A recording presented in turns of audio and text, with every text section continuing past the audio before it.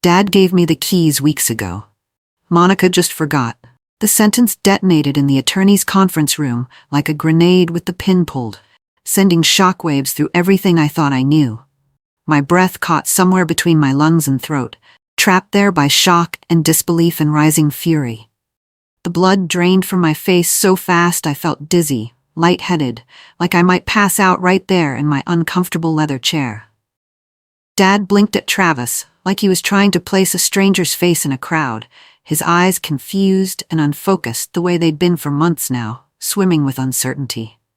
The lawyer looked at me with slow, assessing suspicion that made my skin crawl, made me feel guilty even though I'd done absolutely nothing wrong except trust my own brother. I could feel humiliation rising up my throat, hot enough to choke me, thick enough to drown in, burning like acid reflux after bad coffee. Instead of exploding the way Travis clearly expected me to, the way he was braced for and prepared to counter, I placed my hands carefully on my lap, one over the other like a schoolgirl. My wedding ring caught the harsh fluorescent light overhead, throwing tiny rainbows on the polished conference table between us. I said nothing. Absolutely nothing. The silence stretched between us like piano wire pulled too tight, vibrating with unspoken accusations and barely contained rage that threatened to spill over. My silence rattled Travis more than any screaming match ever could have.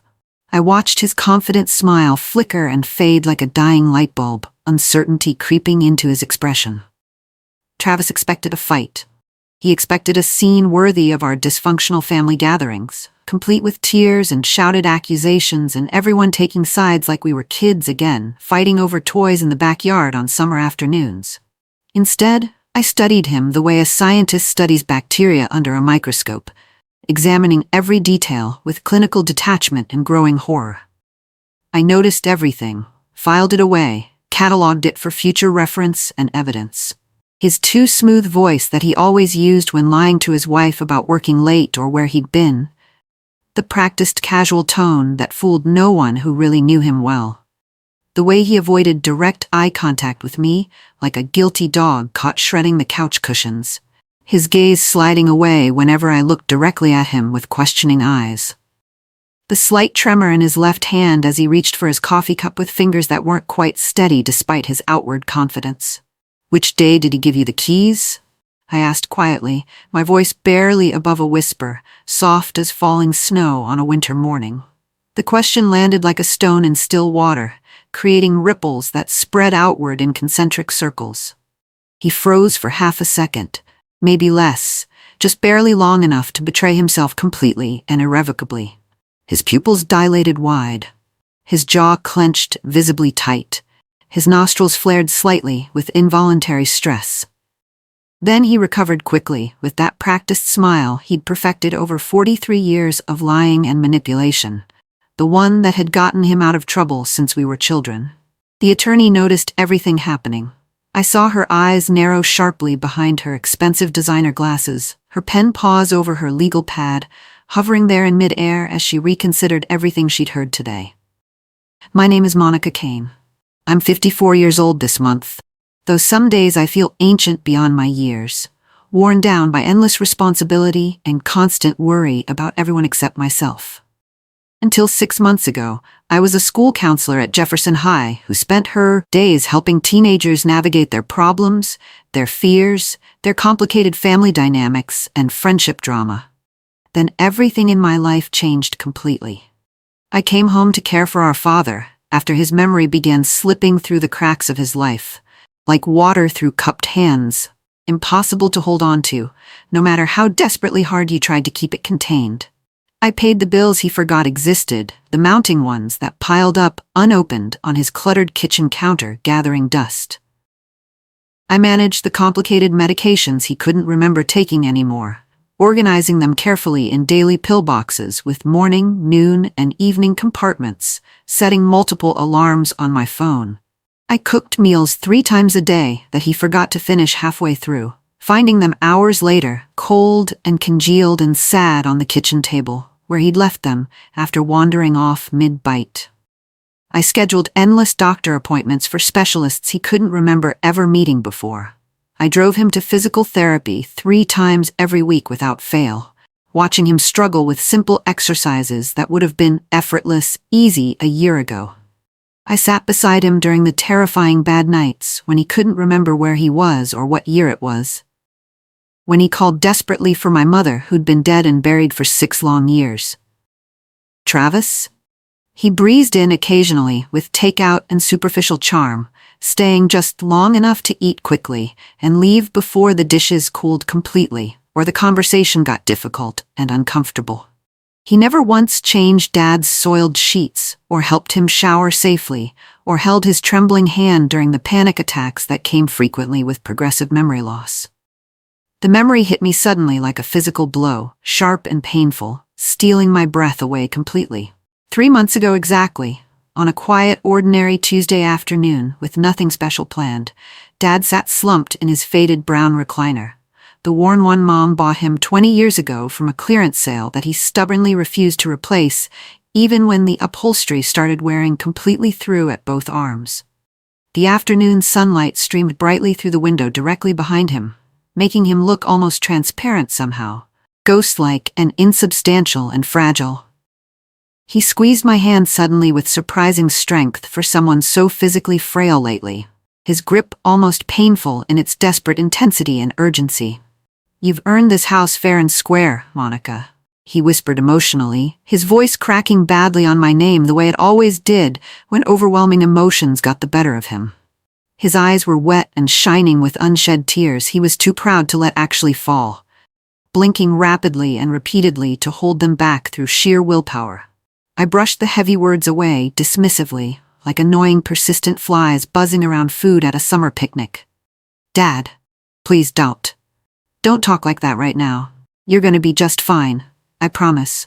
But his watery eyes sharpened suddenly and unexpectedly for the first time in weeks, cutting clearly through the thick fog of confusion that usually clouded them completely like morning mist over water. "No, listen carefully to me while I can still say this clearly. You're the one who's here every single day. You're the one who stayed faithfully when it got hard and messy, when it wasn't convenient or easy, when there was nothing remotely glamorous about it at all." The emotional scene ended with him asking me urgently to find his original trusted lawyer's phone number, the reliable one he'd used faithfully for 30 solid years before Travis smoothly recommended someone new recently, someone supposedly more modern and up-to-date. I found it eventually tucked carefully in his old address book. I never actually called that number. I regret that decision now more than almost anything else. The doctor's professional voice came through clearly via the speaker on Dad's old scratched kitchen radio, tinny and slightly distorted, but perfectly, devastatingly clear in its firm message and boundaries. "No one opens that safe unless both children are physically present together at the exact same time with witnesses. And absolutely no major financial changes of any kind until the neurologist officially clears him in proper writing with documentation." Her stern words hung heavily in the still air like commandments carved permanently in stone tablets, absolute and completely non-negotiable and final. They weren't gentle suggestions. They were necessary boundaries, essential protection for a vulnerable, declining man. Travis agreed easily immediately. Too easily and smoothly, the rehearsed words flowing smooth as expensive honey from local apiaries. "Of course, certainly, Dr. Fletcher. Whatever's genuinely best for Dad's well-being. You know, I only want what's absolutely right for him always." His voice dripped artificially with exaggerated false concern that made my stomach turn badly, made me want to throw up. But his calculating eyes lingered far too long on the small silver key hanging innocently on the wall beside the humming refrigerator, right exactly where Dad had faithfully kept it for 15 consistent years, visible clearly to anyone who knew specifically where to look. I noticed it immediately. The way his hungry gaze kept drifting back repeatedly to that key like a magnet, powerfully pulling metal filings. I should have acted decisively right then. I should have taken that key immediately and hidden it somewhere secure where only I knew. I didn't act. I trusted foolishly that Travis understood the doctor's clear orders. I trusted my own blood brother. That key represented direct access to Dad's safe, to his will, to important documents, to everything he'd worked his entire adult life to carefully protect and preserve for his children. I should have taken it myself protectively that very day. A week later exactly, I walked into Dad's familiar kitchen early one morning and immediately felt something fundamentally wrong before I even consciously saw what it was specifically. The air felt different somehow, violated and disturbed, like someone had been through our private things when we weren't looking or paying attention, rummaging through privacy and trust and boundaries. The hook, where the safe key had always hung dependably, was completely empty, just bare metal. A brass hook screwed firmly into the wall years ago, naked and somehow accusing, pointing meaningfully at nothing but absence. My heart started pounding hard against my ribs. My hands went cold and clammy. Dad insisted repeatedly he gave it back to me yesterday afternoon, his voice confused and frightened, trembling badly with the uncertainty that haunted him constantly lately. But he didn't give it to me. I never had it. The key wasn't in my purse where he thought clearly he'd put it. I checked 3 times frantically, dumping everything out messily onto the counter. Not in my coat pockets. Not in the junk drawer. Not anywhere I could find. Nothing. Then Travis walked in casually with his signature confident grin and a warm pizza box from Dad's favorite place, the one we'd been going to faithfully since we were kids.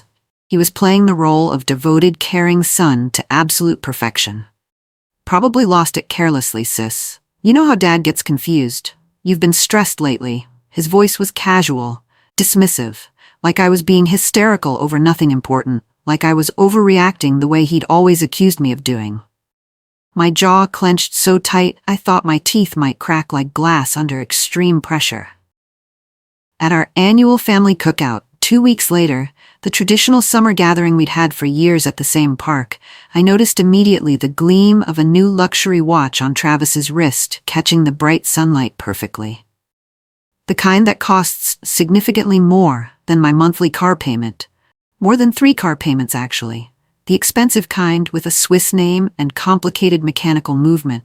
His nervous wife Bethany dodged my direct questions about their precarious finances with brittle laughter that cracked like old glass under pressure, transparent and fragile. Oh, you know Travis well, always finding deals somewhere or other. Always knows somebody who knows somebody useful. But her frightened eyes told a different story entirely. They were scared, darting around like trapped animals desperately looking for escape routes. They had the look of someone who knew something was seriously wrong, but felt completely powerless to stop it. Then I overheard our cousin Wesley enthusiastically congratulate them on the new boat, slapping Travis hard on the back. A boat? Travis had always said repeatedly boats were money pits, that only idiots bought them, that they were the absolute worst investment possible. He'd ranted about it for years. Now he owned one? Now he had something expensive docked at the marina? I watched Travis's jaw tick noticeably when he realized I'd heard Wesley's comment. He tried to laugh it off with forced enthusiasm, but the damage was already done. I'd seen the tell. My mind started connecting dots rapidly. I'd been too tired and too trusting to see before, pieces of a puzzle I'd been ignoring. At the bank with Dad the following Monday morning, during his regular monthly check-in appointment, I noticed a large cash withdrawal on the statement that he couldn't remember making at all. $15,000, gone in a single transaction, vanished from an account that had been stable for years. The teller's expression was carefully neutral as she handed me the printed statement, professional, but somehow knowing, like she'd seen this before with other families. Dad squinted at the paper with his reading glasses sliding down his nose, his weathered fingers trembling slightly as he tried to focus on the numbers that wouldn't make sense. I think he started, his voice uncertain and wavering like he was walking on ice. I think your brother did something for me that day. He was helping me with something important. I can't quite remember what it was exactly.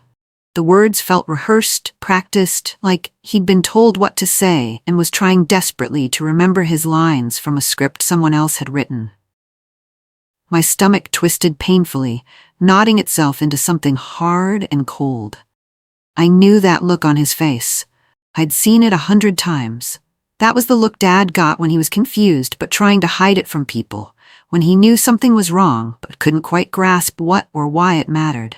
I thanked the teller politely and walked Dad back to the car in complete silence, my mind racing with terrible possibilities and awful implications I didn't want to believe. I called Travis immediately from the bank parking lot while Dad waited in the passenger seat, my hands shaking so badly I could barely hold the phone steady or dial the number correctly. "You touched Dad's account. You took money." It wasn't a question, it was an accusation. He scoffed immediately, and I could picture him rolling his eyes on the other end of the line. Dismissing me like always. "Stop being paranoid, Monica. Seriously." He asked me to help him. He needed something. "You're not the family watchdog. You don't get to interrogate everyone." His voice was sharp, defensive in that particular way guilty people get when they're caught red-handed and scrambling for excuses. Then he delivered a jab specifically designed and calibrated to bruise, a weapon he'd used effectively since we were children fighting in the backyard. "You don't own Dad just because you live in his house rent-free. You're not his keeper. You're just his live-in nurse." The words hit their target perfectly, finding the soft, vulnerable spot. I lived there because Dad needed care around the clock, not because I was freeloading off him. But Travis knew exactly which buttons to push, which insecurities to exploit. He'd always known how to hurt me precisely where it counted most. I ended the call before I said something I'd regret forever, something I couldn't take back. My hands were still shaking violently. I found Dad collapsed in the hallway one evening, 3 weeks later, his body crumpled awkwardly on the worn carpet runner Mom had bought decades ago at a clearance sale. He was confused and terrified, his eyes wild with fear I'd never seen in them before, panic that made him look like a frightened child. "Monica? Where's your mother? Is she angry with me? Did I do something wrong?" Mom had been dead for 6 years, buried in the cemetery on Hillside Road where we visited every Sunday. In the ambulance racing toward the hospital, Dad grabbed my sleeve with surprising strength, his fingernails digging desperately into my arm hard enough to leave marks. "Keys," he whispered urgently, his breath coming in short gasps around the oxygen mask. "Don't let him have them. Don't let him." But he couldn't finish the sentence. Couldn't find the words he needed. His words dissolved into incoherent mumbling as the paramedic adjusted his oxygen mask and checked his vital signs.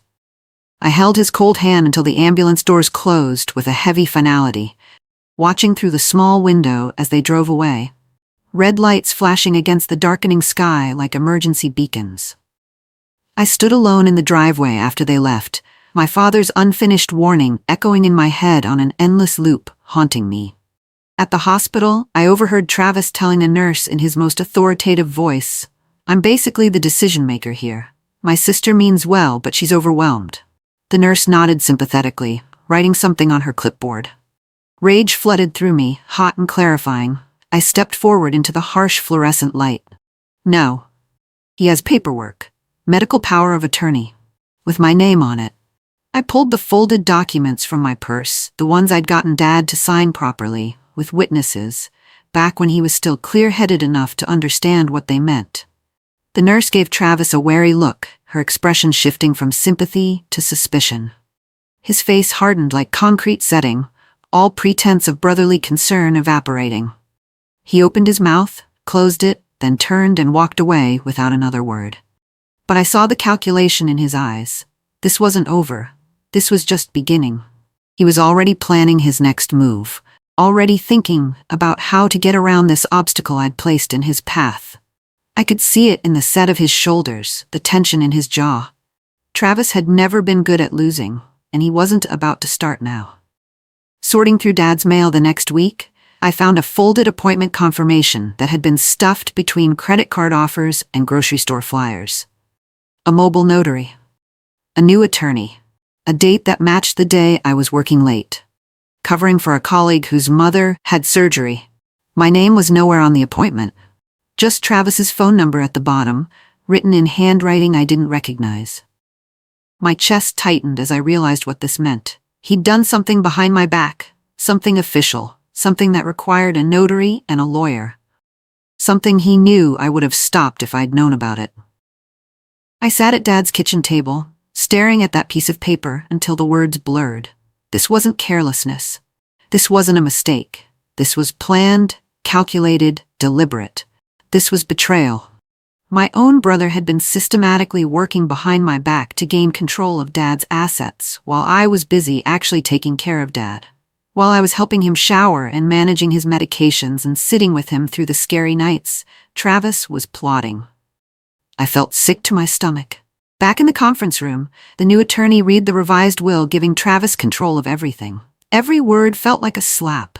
Dad's eyes wandered unfocused around the room, settling on nothing, recognizing nothing. He looked so old, so fragile, so utterly lost. Travis leaned back in his expensive leather chair, smug satisfaction radiating from him like heat from asphalt in summer. He'd won. Or so he thought. I felt humiliation simmer into something stronger, something clearer. Clarity. The kind of clarity that comes when you finally stop making excuses for someone and see them for exactly who they are. Travis had exploited our father's deteriorating mind for his own gain. He'd manipulated a vulnerable old man who'd once changed his diapers and taught him to ride a bike.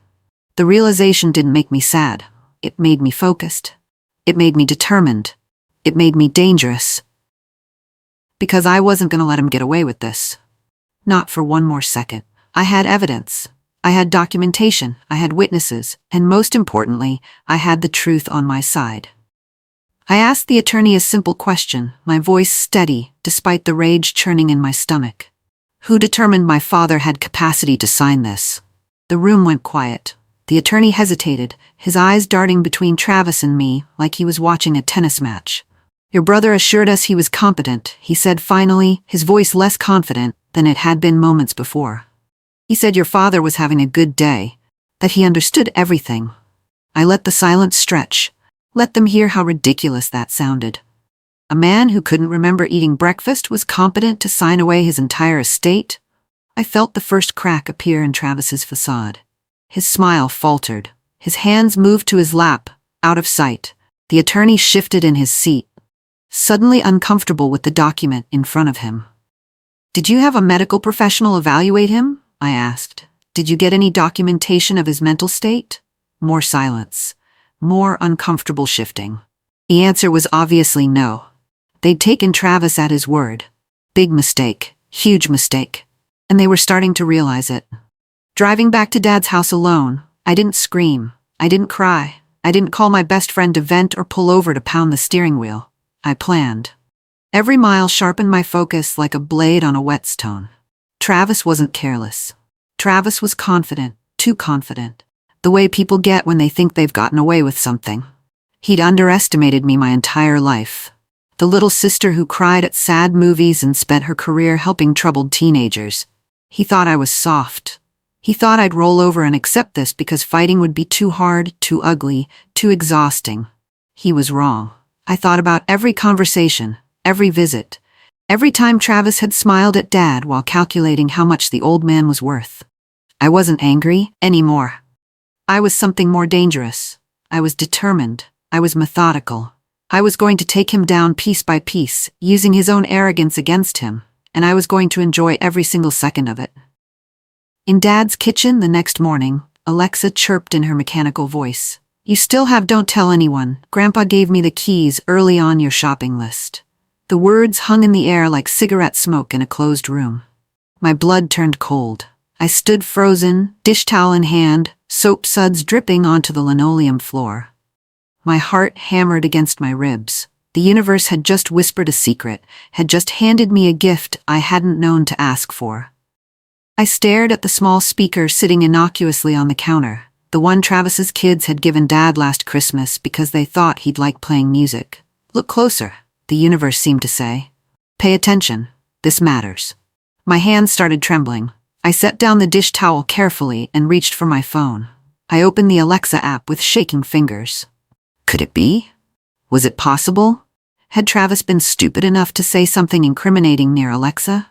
I scrolled through the voice history, my heart pounding so loud I could hear it in my ears. Hands trembling, I opened the Alexa app on my phone and scrolled through the voice history. My fingers were shaking so badly I could barely navigate the screen. There, a voice recording from 3 months ago, time-stamped the day after the doctor's appointment. I pressed play. Travis's whisper filled the quiet kitchen, clear as a confession booth. Don't tell anyone. Grandpa gave me the keys early, okay? It's our little secret. His daughter Rosie's small voice responded. But Dad said we shouldn't. Shh, it's fine. Grandpa wanted me to have them. My heart pounded so loud I almost couldn't hear the rest of the clip. The recording cut off abruptly. I played it again. Then again. Each time Travis's voice damned him more completely. This wasn't circumstantial evidence. This wasn't speculation. This was proof, recorded in his own voice, preserved by technology he'd never thought about. I wanted to scream, I wanted to laugh, I wanted to cry. Instead, I saved the recording 3 different ways and emailed it to myself. Evidence. Beautiful, undeniable evidence. I checked the timestamp on the recording, matched it to the bank withdrawal, matched both to the date the new will was signed. A perfect, damning sequence that told a story Travis couldn't deny. 3 days after the doctor explicitly said not to touch anything. 2 days before Dad suddenly couldn't remember where the key was. 1 day before $15,000 disappeared from Dad's account. The timeline laid out like dominoes falling in slow motion, each piece connecting to the next with mathematical precision. I sat at Dad's kitchen table with my laptop, creating a spreadsheet that would have made my high school math teacher proud. Dates, times, bank records, medical notes. Everything organized, everything documented, everything undeniable. I whispered to the empty kitchen, I have you. The words felt powerful, final, true. Travis had thought he was so clever. He'd thought he'd covered his tracks. He'd thought I was too busy and too tired to notice. He'd underestimated me for the last time. I met with Dad's original attorney, Maxwell Brennan, and the hospital social worker, Keisha Torres. I didn't rant about betrayal or family loyalty. I presented evidence the way a prosecutor presents a case.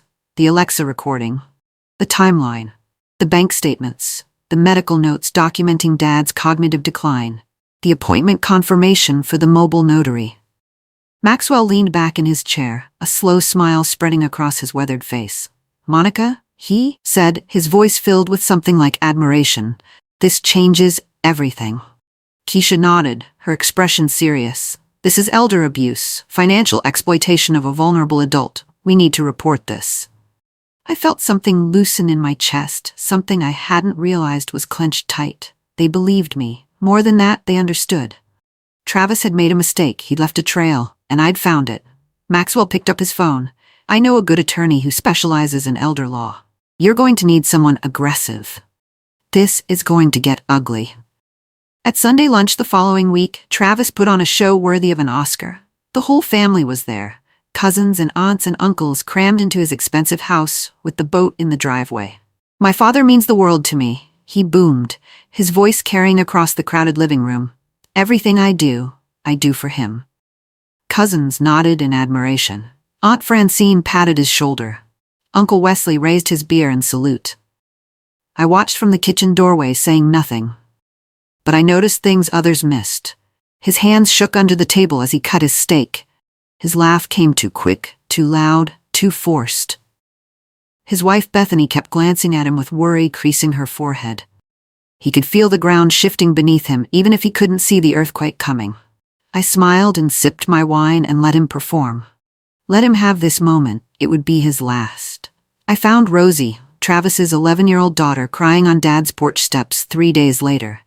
She was supposed to be inside watching television, but instead she sat hunched over her knees, tears streaming down her face. Through hiccuping sobs, she whispered, Dad said we shouldn't tell about the key. He said Grandpa wanted it that way, but I don't like secrets. They make my stomach hurt. I sat beside her and put my arm around her small shoulders. Sometimes adults ask kids to keep secrets they shouldn't have to keep, I told her gently. That's not fair to you. She looked up at me with red-rimmed eyes. Is Grandpa mad at us? My heart broke. No, sweetie. Grandpa loves you. This isn't your fault. I didn't question her further. But I knew the burden was cracking the children, innocent casualties of their father's greed. Rosie deserved better than this. Dylan deserved better. They shouldn't have been dragged into Travis's scheme.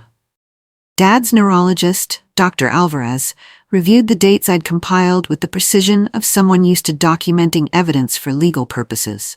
She studied the timeline, cross-referenced it with her medical notes, and frowned deeply.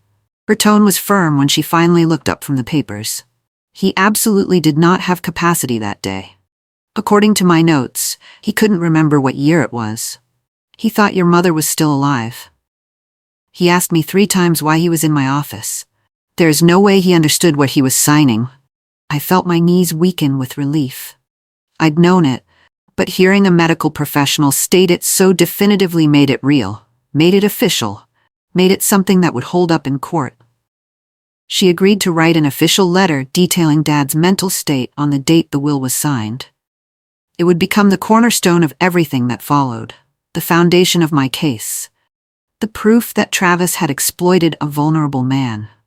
The guardian ad litem appointed by the court interviewed Dylan, Travis's teenage son, in a small office that smelled like old coffee and legal documents. Dylan was 16, old enough to understand the weight of what was happening, but young enough to still believe his father was invincible. He tried to protect Travis at first. Dad said he was helping Grandpa. Dad said it was complicated. But then the guardian showed him the bank records, the timeline, the evidence I'd compiled. Dylan's face crumbled. He whispered, so quietly the guardian had to ask him to repeat himself. He said Grandpa wouldn't remember anyway. That it didn't matter because Grandpa was confused all the time now. The guardian's expression darkened. She wrote something in her notes, underlining it twice. Dylan started crying. I felt sorry for him, caught between loyalty and truth. But this was necessary. The truth had to come out, no matter how painful. Travis offered a compromise through his lawyer 2 weeks later. He'd generously give me a portion of the house if I kept things quiet.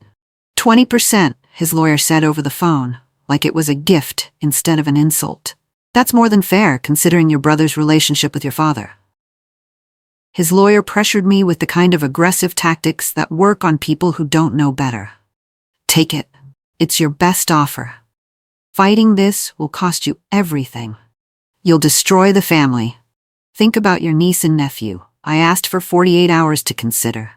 Everyone assumed I was breaking, that the pressure was working, that I'd take the money and shut up like a good little sister.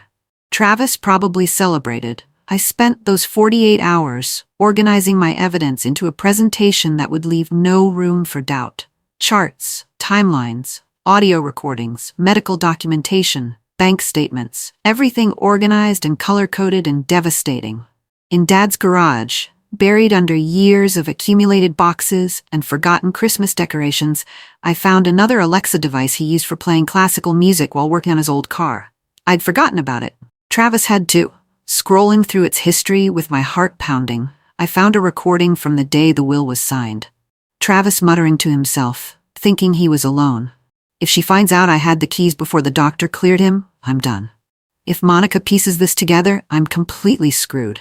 The date stamp was devastating. The time stamp was even worse. 10 minutes before the notary arrived, I exhaled slowly, my breath shaking. This wasn't revenge. This wasn't about punishing my brother or winning some twisted family competition.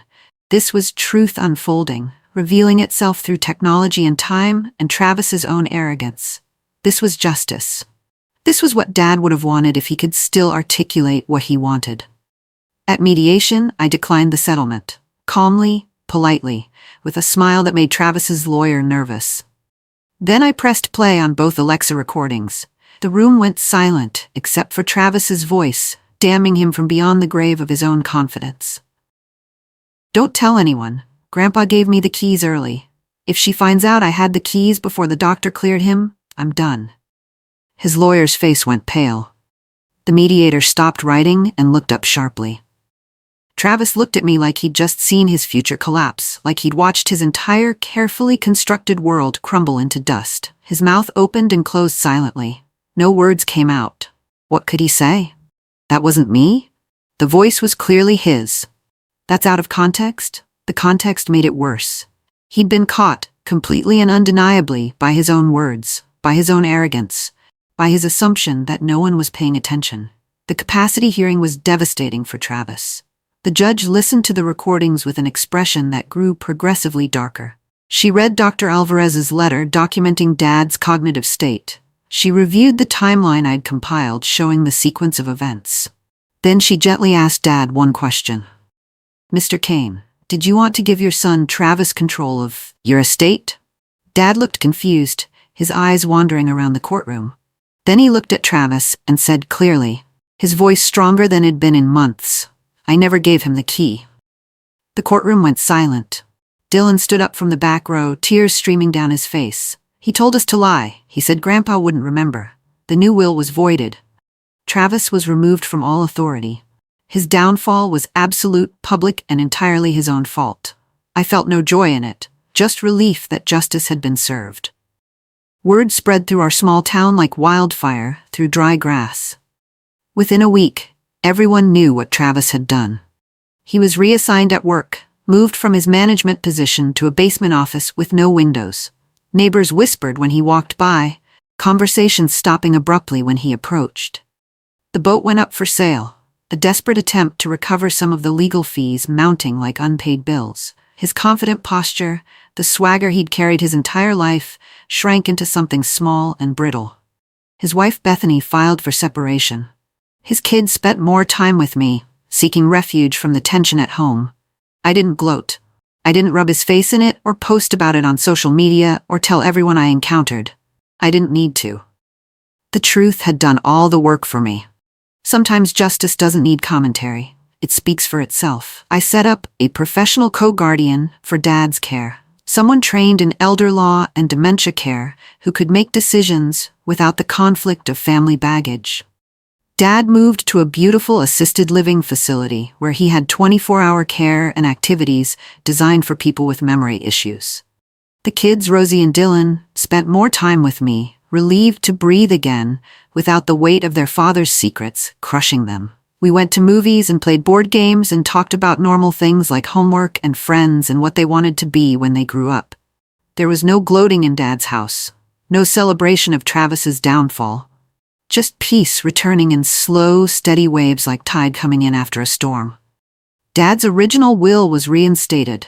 Everything he'd wanted was restored.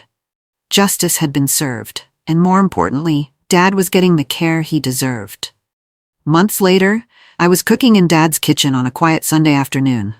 The kids sat at the table doing homework, pencils scratching against paper. Dad hummed an old tune nearby from his favorite chair, the one we'd brought from his house to make him feel at home. Sunlight streamed through the windows, warming the linoleum floor Mom had picked out decades ago. I asked Alexa to play some music. She responded in her mechanical voice. Your shopping list has one item. Delete, don't tell anyone. Grandpa gave me the keys early. I paused, spatula in hand, and looked at where a camera might be if this were a movie. Yes, I said clearly. Some secrets aren't ours to protect. Alexa confirmed. Shopping list cleared. The story ended where the lie began, only this time, truth had the last word. And in the end, that was all that mattered. The truth always finds a way out.